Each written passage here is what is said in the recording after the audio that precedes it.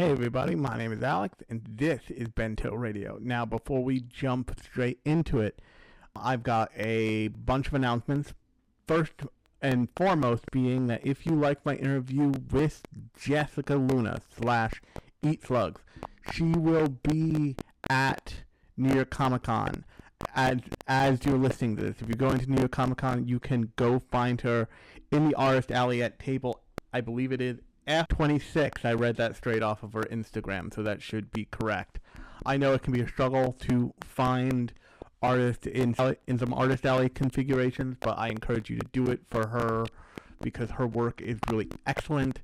If you want, you can go find her over on Instagram. It's _eatslugs. I'll put a link to that in the description below.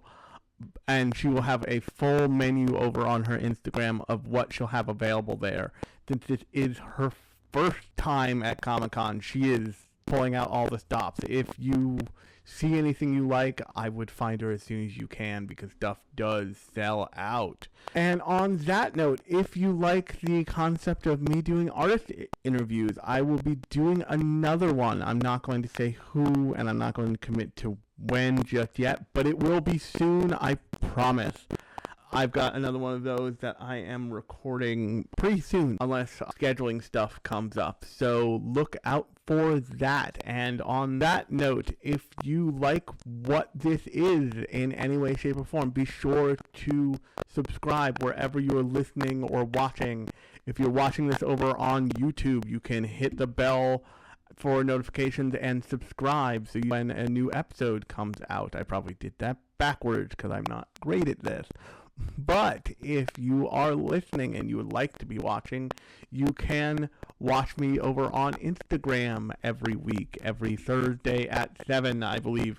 Everything releases everywhere.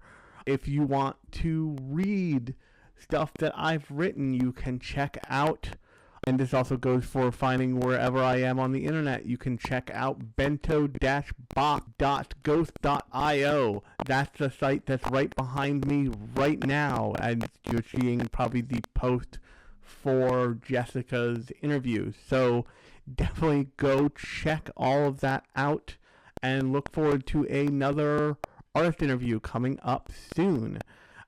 With that said, the last thing I want to point you to is the interview I did with Hiromi Wakabayashi and Hiroyuki Imaishi of Studio Trigger about today's topic, and that topic is new panty and stocking. So definitely go check that interview out for more of, and I'll probably reference it a bunch in this episode, but check that interview out for direct from the horse's mouth of why they want to make that show and all that stuff, but I will definitely bring it up here too. But if you're interested or you want a little bit more nuance, definitely go check that interview out. The link will be in the description of the podcast on YouTube, and there will of course be a link to bento-box.ghost.io. I'm always so happy when I get that right the first time. In the description of the podcast, if you're listening to it, where you can, of course, once again, subscribe. Wherever you are hearing me, you can subscribe to hear more of my voice. Please do that. It makes me happy to know that I am doing something that people want to listen to. And on that note, let's jump into our topic this week, and that is, of course, new panty and stocking. So take it away, with a plot synopsis. After foul-mouthed, misbehaved angel sisters, Panty and Stocking. Anarchy are kicked out of heaven. They must work to collect heaven coins to earn their way back in. At least that's what they're supposed to be doing. But between Panty sleeping with every man she can wrap her legs around and Stocking eating enough sugar to put an elephant into a diabetic coma, they're not getting the funds together anytime soon. After 15 years, Panty and Stocking with Garter Belt is finally back. With the plot synopsis out of the way, I want to tell you up front here, and this is going to be quite the shock, the plot of this show doesn't super matter. And I say that for a very particular reason, and that reason is that the point of this show, as I got as an answer from Hiroyuki Imaishi himself, is less about the making of the show and more a metatextual thing about just building an experimental sandbox where animators can have fun and they don't have to worry about quite as many guardrails. In the interviews, in full transparency, it's not like I sat one-on-one with both directors. It was a more press conference style interview. I just didn't feel great about publishing the full press conference because I didn't want to misattribute stuff and all this other thing. So the article I published was just my section of it, which was a fair amount because we all got a bunch of questions because they kept answering our questions before we asked them because they were giving long answers. I'm sure you can, if you go and you look at the article or read the article, you'll see that we got long answers to, in my case, pretty specific questions, but they just kept going. So if you looked at our faces, you probably saw a little bit of panic. Oh, that's all the questions we had approved. We're just going to go off script now because who knows what he'll answer or say. But the really interesting thing about animation in this case, but about working in the arts and the creative industries in the real world, is that you have this weird problem.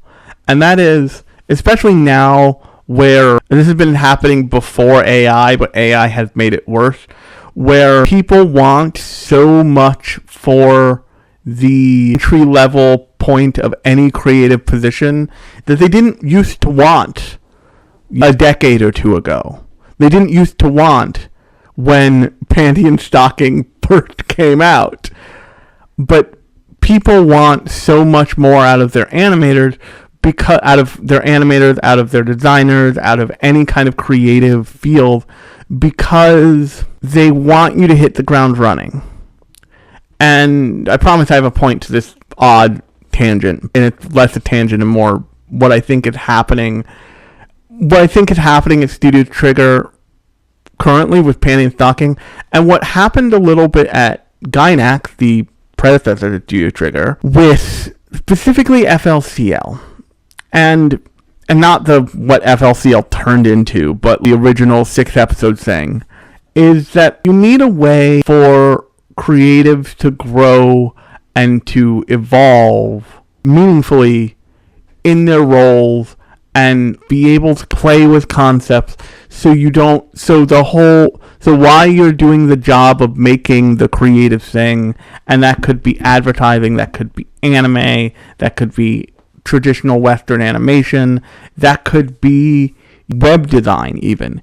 You need a space for creatives to be able to sit with ideas and experiment, maybe fail, but be able to commit completely to them. And that's very hard in a professionalized creative environment because you got to keep making money. So back in Studio Gynax, FLCL was very much viewed as this kind of animation test, and Imaishi worked on FLCL, and lots of people who've gone on to do incredible things actually worked on FLCL. But so you have this challenge. You have these two challenges. You need to keep putting something out that can be a product and a thing that can go on TV, a next project from your studio. But you also need to create a place specifically where your animators can mess around and make big weird things and make things that might not even necessarily super work at first, or even put something out that isn't technically perfect.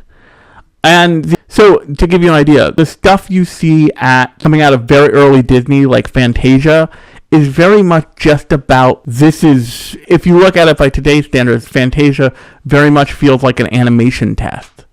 But the amount of animators who may have worked on Fantasia is probably staggering and probably led to a ton more really excellent animation coming out of Disney in the following months, years, and decades. So what Panty and Stocking was originally made to do was it was made to be, I don't want to say training ground, but it was made to be a place where, and he says this literally, he says this, Imaishi said this very specifically, but they also undid my grammar edit when I did the write-up, when I did the transliteration of the interview into the article you can go read on bentoghost.io, but they changed it back to he wanted to make a place where they could perpetually create. And the reason why I think why Studio Trigger did that, and why probably he was like, no, I want that to say that specific phrasing, is because that's really what you feel when you're watching Panty and Stocking. It has two parts of the offensiveness of something not quite like South Park, because South Park, ends once again a tangent within a tangent at this point, but South Park is a very specific kind of offensive and trying to offend everybody. What this is, and there's a like myth that was inspired by a trip Imaishi had to an anime when Drawn Together was on American television still. And if you've never seen Drawn Together, I encourage you to just go see Drawn Together. I'm sure you can find it somewhere. It's infamous. You've probably seen clips. If you haven't, you should watch the thing. But the thing that apparently Imaishi realized is that you can put just the most offensive thing possible on TV. And the line is wherever they say the line is, but if you're not testing where that line is, you're not having fun. And what that looks like with Drawn Together is this cartoon that is essentially the show's real world, but with entirely animated characters, and all the animated characters are all spoofs on characters that existed. Like there's a Boop character, there's a Disney princess, there's a Hanna-Barbera character, there's a superhero character, there's a off-brand Pikachu that speaks in like nonsense fake. And the goal of that show is kind of the most offensive thing ever put to American television. It's just, by being that offensive, it dodges the bullet that Matt and Trey Parker don't, that I think Trey Parker, but the creators South Park are not dodging. South Park wants to offend you. It doesn't want to be your friend. It wants to be purposefully offensive to one side or the other, or both, depending on the day, depending on the episode. And the kind of thing that people celebrate about South Park is that it is so take no prisoners, deeply offensive, that, like, of course you were offended at South Park at some point. That was supposed to be the point. They were trying to offend you in, like, the name of free speech and very specific worldview about, like, everybody should have. But what Panty and Stocking is doing is what Drawn Together was trying to do. And another show called, I think it's called Ugly Americans, really well, and that is to be so ludicrously over the top, just generalized, gross out, and weird offensive that it, like, if it's offending you personally, you've the point. The point isn't for you to be offended. The point is for them, the actual creators, to work without fear of having to dodge bullets. Because I'm not sure if I'll do a second season of this, but you can go check out the first season via a link over on bento-box.ghost. But I did a webcomic on over on for like 12 episodes, and it was like 4 or 5 panels. One about a thing called algo speak. And if you're not familiar with algo speak is, although you probably are, it's why you never hear certain words on social media. It's why you hear people avoid talking about certain phrases or concepts on social media all the time. And I've talked about it here before on the podcast, because in practice of making it's pretty common knowledge at this point, if you're any kind of YouTube creator at any level, that you shouldn't curse within the first 15 minutes. And sometimes you can notice people doing that once you realize what's happening, but better writers and better presenters will just make it kind of very non-obvious that that's what they're doing. But that's kind of what algos is, and algospeak causes you to dodge these bullets. And if you watch enough people on social media for long enough, you feel that strain against what they want to make.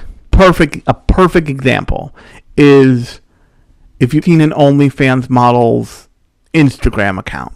They have to try and get you to sign up for essentially a homegrown adult material X-rated site on a site that explicitly doesn't allow that. Which means they always have to come right up to the line and play with the line a little bit, but they can't go over it ever. Because if they go over it ever, and very often many of these creators have backup accounts in case one account gets nailed and content flagged, they just on their way on a different account and build it up from there and have to build it up from zero essentially again. But very often they'll see it coming and they'll be like, hey, follow me on this one. And now, is it a real shame that, the 9 zillion OnlyFans issues, strutting her stuff on Instagram? There is a creative impulse there at its very core. And the constraints of the platform, meaning essentially the frame seeing content in, is holding back what they would do otherwise. Panty and Stocking is using a kind of mid-2000s era cartoon styling to deliver something that not only comes right up to that line, but sails over where you thought it was. And so in practice, what you get is less of a thing that feels super offensive and more of a thing that feels like creative people pushing the boundary, seeing what they can do when they get to have more control and flexibility with the rules. And so I watch all kinds of things, but recently I made the jump from The Good Wife, the lawyer show from a bunch of years back, to The Good Fight, which is the sequel series that they made. And The Good Wife originally premiered on, I think it's CBS, and it was on network television. And it was a big deal when it was on. It was really certain subs of people, and it ran for 7 seasons. But because it was on network television, when they jumped from network television, where it was, to the streaming service, which I believe was or something similar to that, Good Fight, the sequels took place, they could go for broke more. So as soon as they were off network television, it was like they were unleashed. The character cursed, said fuck, piss, and shit. Whenever the story, the way they treated it in the first episode, at least, since I've only seen the first episode of this thing, was kind of celebratory of oh yay, we can resolve now. But the other thing they did was they now have an entire cast of black characters. They went out of their way to make the show more meaningfully diverse in ways that looking back at you could see them struggle with in making a big budget network drama that had to make numbers. And it's that freedom exists there, but it clearly did. Another perfect example of this is The Legend of Korra, the series to Avatar: The Last Airbender. They were so excited to have that show when it premiered, but as it kept going, the Avatar team, who are vindictively liberal, who are almost on the left, hard, that when everybody responded to the main character of the next Avatar series, who is a young, brown, disabled girl, they just kind of looked into the camera and said, Buttercup, we don't care. They kept butting heads against Nickelodeon because Nickelodeon was like, this is a kids show. We don't want to like be asking all of these like very questions about the world. Kids in like a kids was you greenlit us for 4 seasons. Oopsies. We're gonna keep doing what we're gonna keep doing. Good luck with your problems. With as that show went along, Nickelodeon did the best to like as much as they could within letter of the law of the all but deplatform that entire property. So much so that to the last season was only streaming. Like, I'm sure there was a Nickelodeon screaming down the hallway when he's like, they what at the end of that show? 2 women can't do that, motherfucker. And like they just narrowed. That's like a myth of a. And as soon as they could make the comics, they made the comics. Sami are fully in a full-on queer relationship in that thing. Like they're like, hey, what if we care? We're in comics now. They can't stop us. They're contractually obligated to allow us to put the Nickelodeon logo on the spine. Let's get it. And my point here is that like Panty and Stocking is, and Imaishi talked about this in the interview, but the goal of Stocking is to be edgy without being specifically offensive to any one person. Because like I said, if you're watching this and you get offended, you're missing the point. And the reason why this works at not offending people so well is the same reason that Drawn Together and Ugly Americans work at not offending people so well. Is that the jokes are always at the expense of the characters. This show does have commentary to say about things like the internet and, you know, all kinds of cultural expectations and that stuff. But wherever it wants to make a mean joke, it's not looking at the camera and pointing at somebody out in the world. A perfect example is the premiere of South Park. They went hard at Donald Trump in that premiere. They just did. And it was because Matt Stone and Trey Parker, I remember the right combination of their names again, have real problems with him. And a lot of people do. And they had the platform and they decided to take aim, and they're very take no prisoners. So lots of episodes right now are looking straight down the barrel of the camera and saying, you see this shit? You voted for this shit?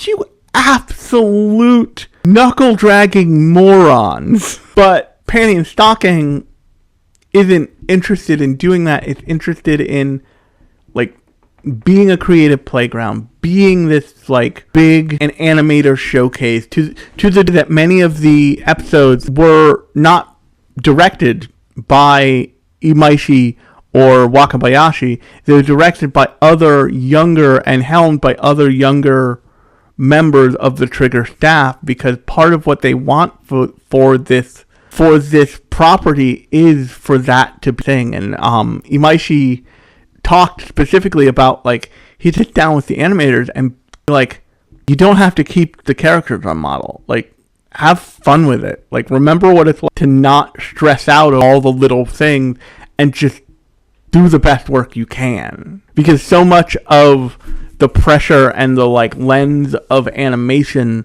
because of the kind of culture that has developed around specifically anime, ask that characters be on model 100% of the time. Ask this, that, and the other thing. That there was this tendency to forget that, like, animation is not the same art form as... And the advantage of that is that it can do things that film can't. A great episode of but one of the better gags in Looney Tunes is when they deconstruct in front of your face.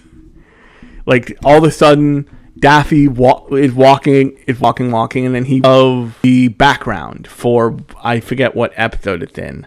But then Daffy starts picking fights with the animators, and this is in Looney Tunes, by the way, if you haven't caught on to that.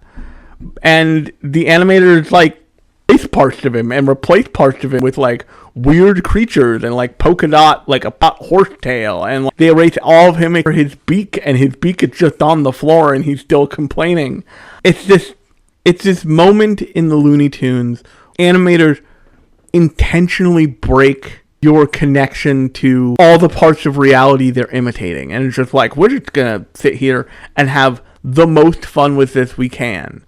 And so much about what Trigger's style is already that. If you look at Kill la Kill, I forget the character, but the main character's sister is pink, like bubblegum pink, fairy looking, who essentially decide as if she is a paper cutout on a stick for most of that show. She doesn't move much. And they play into it, and it feels fun and fresh, especially even in a show that is as fun and fresh as Kill la Kill.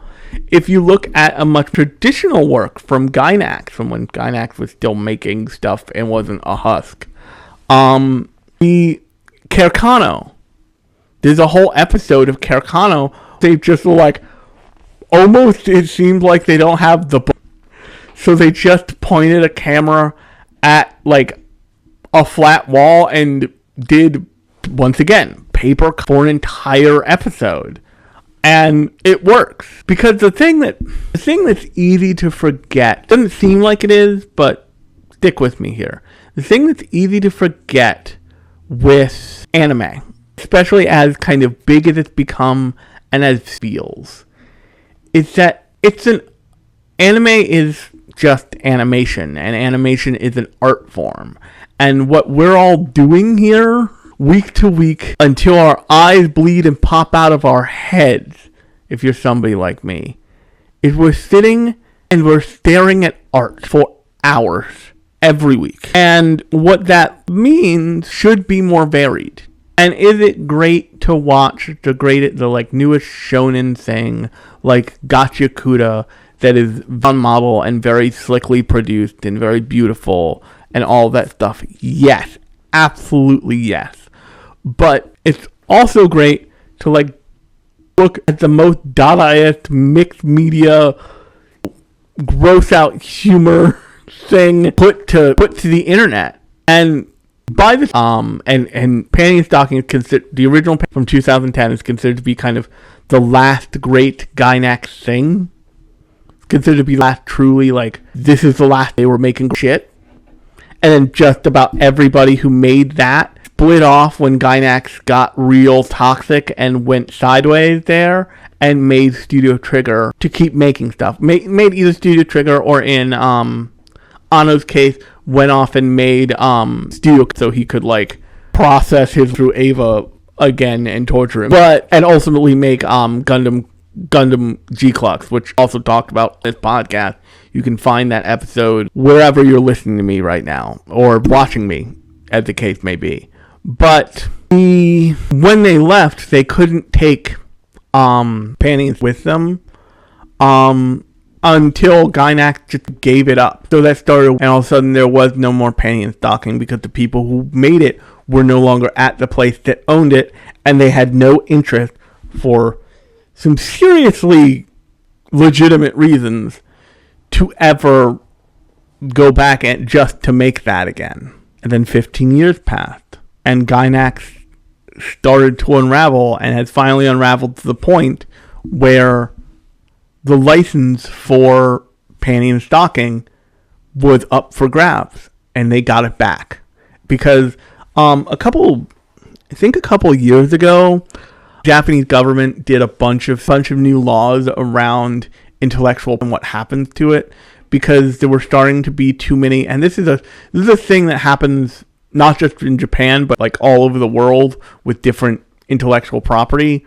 There were starting to be enough questions about who owns things and who got things once those people owned them died, in terms of like the properties that, like entertainment properties specifically. Great example that is only now starting to get sorted out and fuck Harmony Gold for life is Macross. The reason that we're only now starting to see much more Macross stuff being released, the people who own the license specifically just never wanted it to come out in America, ever. And so if you've ever heard a anime fan, especially usually an older anime fan, just like fist to the sky and say Harmony Gold with their whole chest, that's why. Because like things like Macross Frontier, until Macross Frontier is still out, but like things like Macross Frontier were for a brief accessible, I think on the Hulu of all things, and then disappeared because Harmony Gold decided. And that's like why there was a big gap in between, 15-year gap between Panty and Stocking and New Panty and Stocking. And watching that first episode of New Panty and Stocking, you have this, oh, the bitches are back. You have this like feeling of like, oh, it's like we never, this is good. Now, here's why I want to talk about some of the like controversy around this stuff, because there were some made, especially in terms of voice cast and like script transliteration. And I want to interpreting art for a second here. One of the most infamous dubs in anime is a dub for Ghost Stories. And if you've never heard of this somehow, if you made it to this podcast and you never heard of the Ghost Stories dub, what are you doing, bud? I want to know you.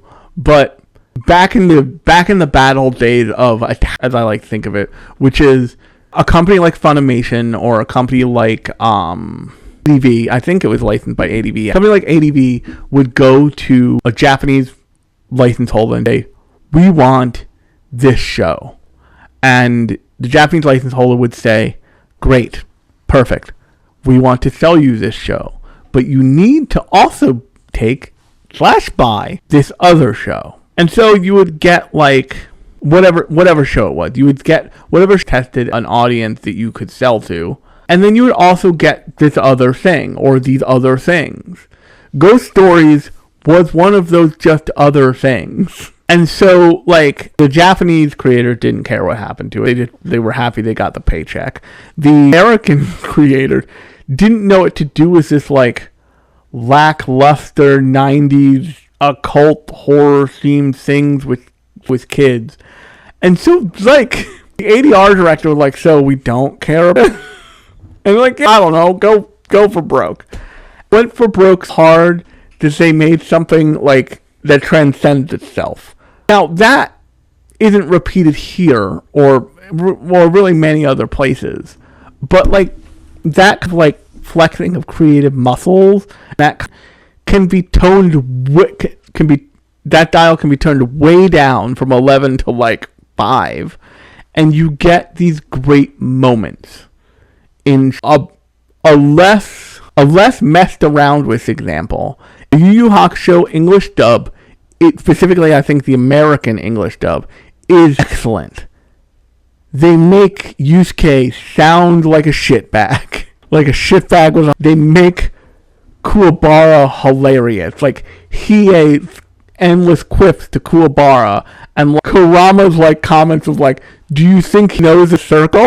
Monster meets Spirit Gun, or any of the like iconic line of that dub, are because there was like room to play and room to interpret and room to make the fit the spirit of this letter of the story.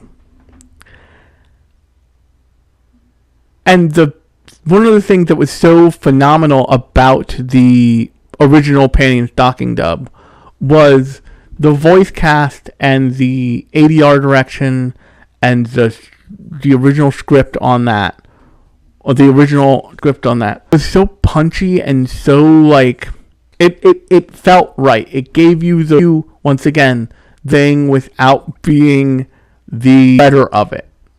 It got playful enough with it where you understood, like, oh, these girls are like kind of girl failure assholes in the case of Panty and Stocking, the two titular characters, because they talked about this when they talked about Panty and Stocking on Quest for the Best, which if you're not watching Quest for the Best, it's from Miles, formerly of I believe it's by the note, he used to work at Crunchyroll, Jeff Sue from Mother's Basement, and the name of the person who runs Glass Reflection. But from those three corners of the anime, influencer world, and they're kind of trying to their top 100 anime. They talk about all the shows and talk about Panty and Stocking. But the thing that they said is really true.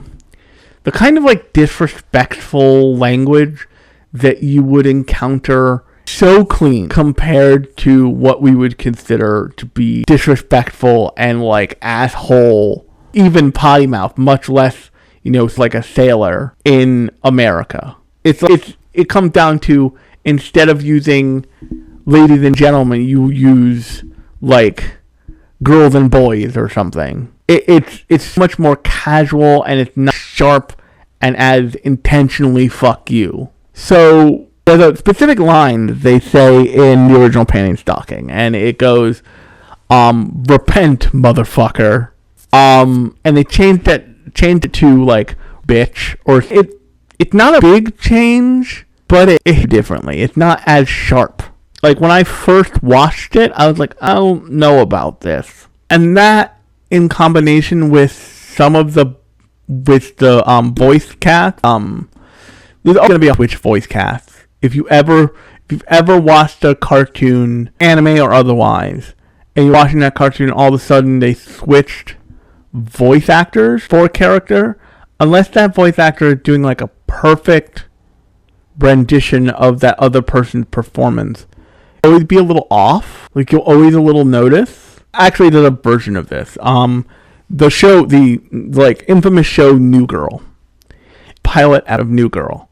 The actor who plays the Black, totally different actor. Same the Iron Man movies. In the first Iron Man movie, it's not Don Cheadle.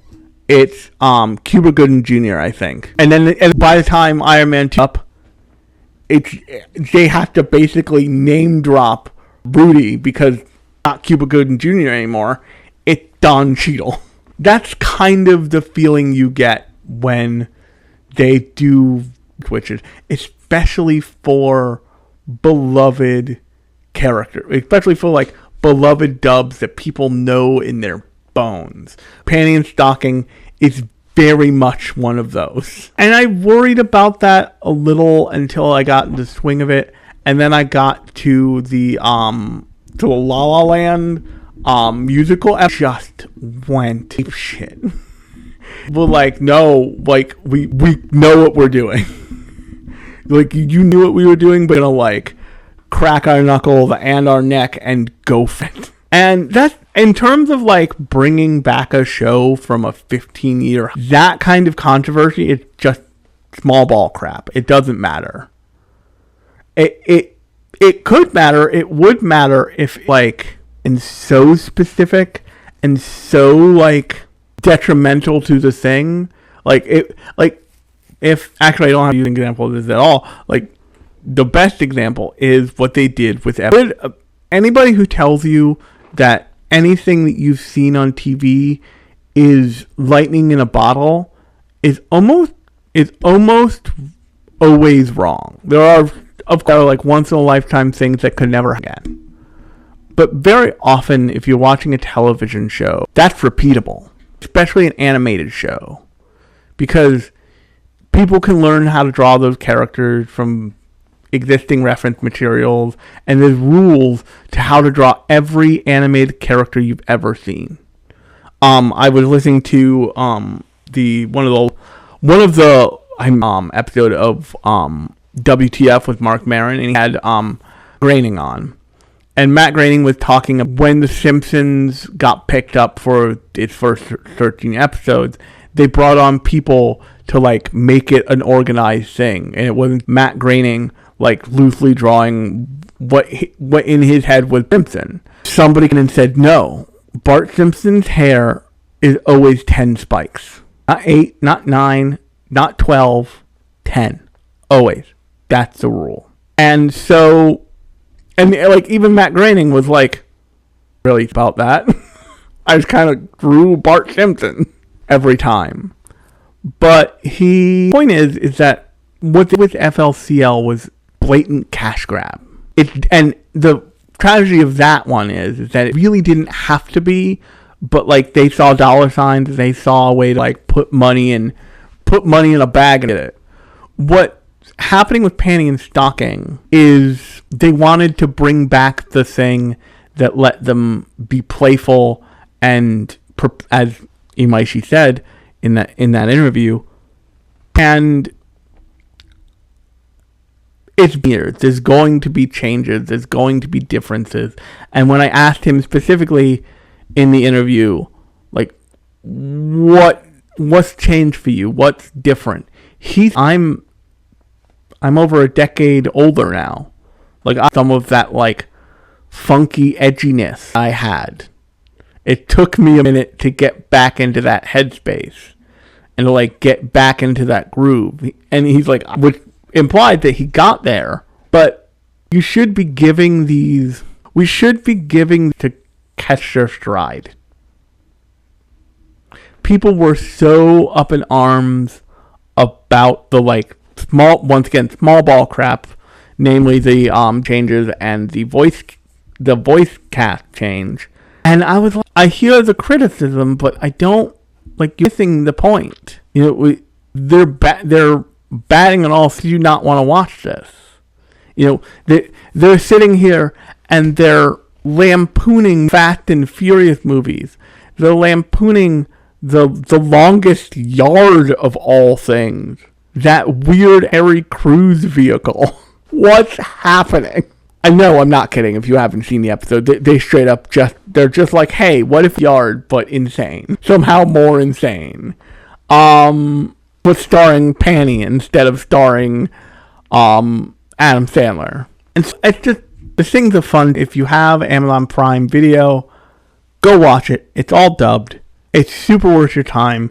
It's the one thing I will say is a nightmare is the episode like counting of this, because when Panty and Stocking was originally after this is probably where I'm going to leave it, but when Stocking was originally made, it was made in the style of and in the era of traditional Powerpuff Girls. It's probably the best, closest like relative of it in terms of style, and where it's taking its stylistic cues from in terms of its. So every episode is every block episode is 2 to 3 miniature stories, mostly self-contained stories, and they all have the cool American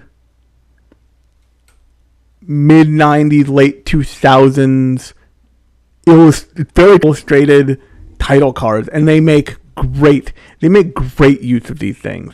These function like jokes about movies, essentially, the entire time. But that is what you register as, and what Amazon registers as one episode, it actually registered as like 3. So it's just a little bit complicated and confusing to keep track of if you like me like to keep track of watching and how much of it you've watched and all that other stuff. So just know that going into it, it's very messy from like a organized wash through angle, but it's worth your time. So up with it and do it. On that note, like I said, if you like this episode, new episodes come out every Thursday. And if you liked my interview with Jessica Luna, you can go see her and you're going to New York Comic Con. This releases. This was the first day. You can find her over at booth F26 in Arts Alley. I hope I got that right. But regardless, the link I'll put that in the description of the YouTube video and in the description of the podcast itself. And if you like that artist interview, I've got another one up. And if you want to read the interview I did with Hiromi Wakabayashi and Hiroyuki Imaishi of Studio Trigger, this show, New Panty and Stocking with Garter Belt, you can go that over on bento-box.ghost.io. I messed it up. I recovered nicely. Putting up a QR code for you to scan with your phone if you're not watching this on your phone. But if you are, you can scroll down, and on the way you can click subscribe and ring that bell so you know when new episodes of the podcast will come out every week. You can find all the links to the Jessica Luna interview, the Studio Trigger interview, and the site in general, and all that good stuff. Until next time, I have been Alex. This has been Bento Radio, and I'll talk to you later.